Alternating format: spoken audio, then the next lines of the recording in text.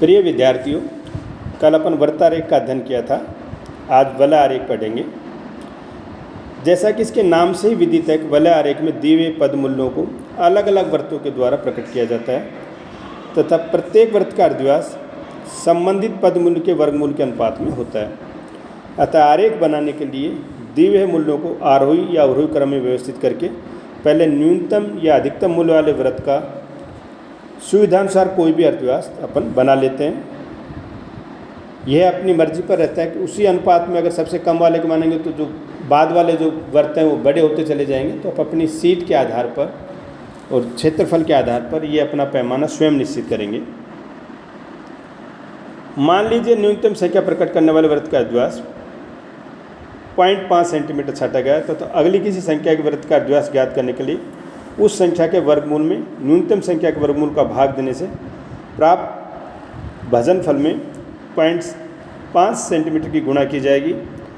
अर्थात द्वितीय वृत्त के अर्धव्यास का जो सूत्र है द्वितीय वर्ग का वर्गमूल बटे न्यूनतम संख्या का वर्गमूल गुणा में 0.5।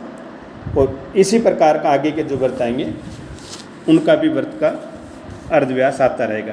अब आप क्वेश्चन देखिए। पहला, भारत में भूमि उपयोग 1978-79। पहली कृषि भूमि 14.02 करोड़ हेक्टेयर।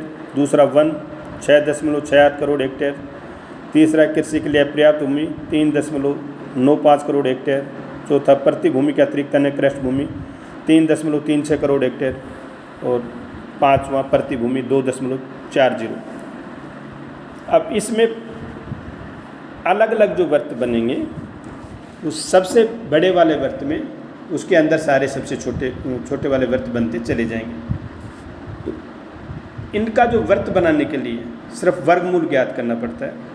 पहला कृषि भूमि के लिए 14.02 का अपन वर्गमूल निकाला तो आप पहले भी कर चुके हो। पुनः फिर इसका वर्गमूल निकाल लो 14.02 का। ये बच्चों 3.74 आ गया। दूसरा वन है जिसका वर्गमूल निकाला 6.68 का, वो 2.58 है। तीसरा कृषि भूमि के लिए अपर्याप्त भूमि है 3.95 का, इसका अपन वर्गमूल निकालेंगे तो 1.98 है।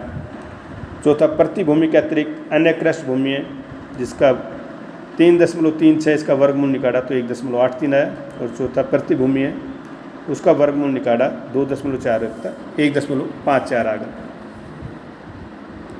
अब अपन ने इसमें सबसे जो छोटा ये जो सबसे कम जो क्षेत्रफल वाला था उस वर्ग का जो अर्धव्यास है वो 1 सेंटीमीटर मान लिया।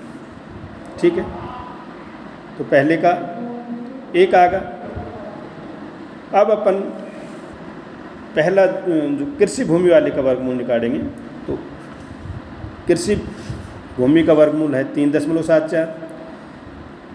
सबसे कम न्यूनतम वर्गमूल था 1.54, इसका भाग दे दिया और गुणा में 1।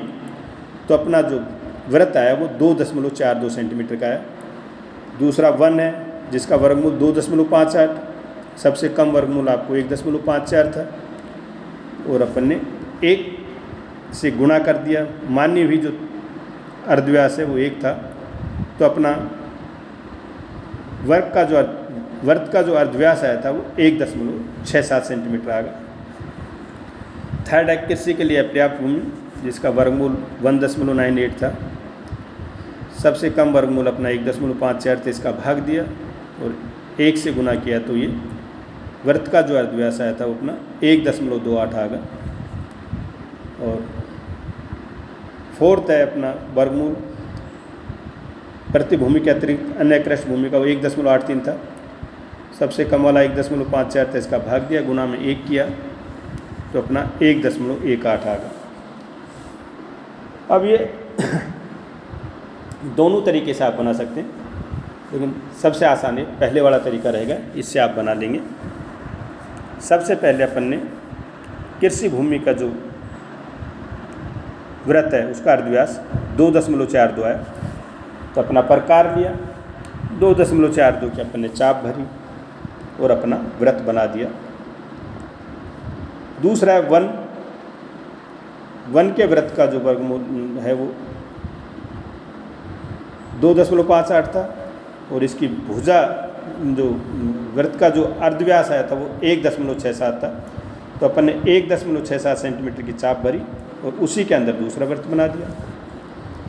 तीसरा जो वृत्त है कृषि भूमि के लिए अपर्याप्त भूमि, उस वृत्त का अर्धव्यास 1.28 था, तो अपने 1.28 की चाप भरी और अपना तीसरा वृत्त बन गया।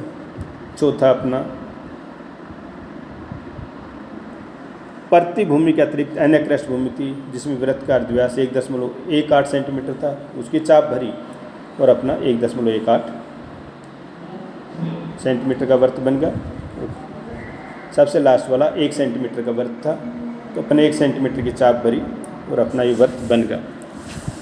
अब इसके लिए भी जो अलग अलग वृत्त बने उनके लिए अलग अलग वही छाया दे देते हैं। तो अपन ने इंडेक्स बनाया, अपन ने भूमि का जो वर्गीकरण है उसका नाम लिखा, पहला कृषि भूमि, उसके लिए जो अपनी मर्जी की कोई भी अपन छाया डिसाइड कर दी, उस इंडेक्स में वो छाया अपन भर देंगे और वही छाया अपन पहले वाले वृत्त वाले क्षेत्रफल में भर देंगे।